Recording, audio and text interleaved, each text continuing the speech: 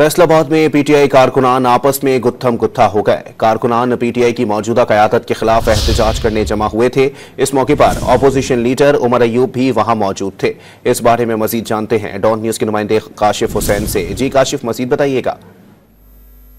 जी बिल्कुल, 9 मई मुकदमात के सिलसिले में जो है उमर अयूब आज दहशतगर्दी की अदालत फैसलाबाद में पेश हुए थे और जब वो पेशी से फारिग हुए तो बाहर निकले तो वहां पर जो पाकिस्तान तहरीक इंसाफ के कारकुनान थे वो एक मकामी जो उनके लीडर थे शेख शाहिद जावेद जो कि एमपीए भी हैं और उनके खिलाफ वो एहतजाजी मुजाहरा कर रहे थे, उनके खिलाफ नारे लगा रहे थे। तो कारकुनों ने उमर अयूब को भी वहां पे घेरे में लिया था, उनको वो शिकायत दर्ज करवाने के लिए बेसिकली रुके थे वहां पर। और इसी दौरान जो है वहां पे जो मकामी एमएनए थे चंगेज खान काकड़ वो भी वहां पर मौजूद थे।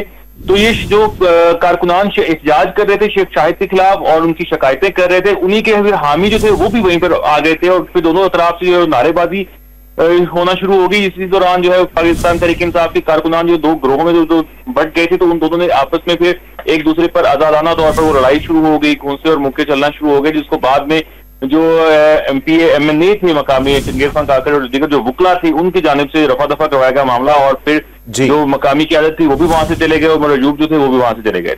जी बहुत शुक्रिया काशिफ।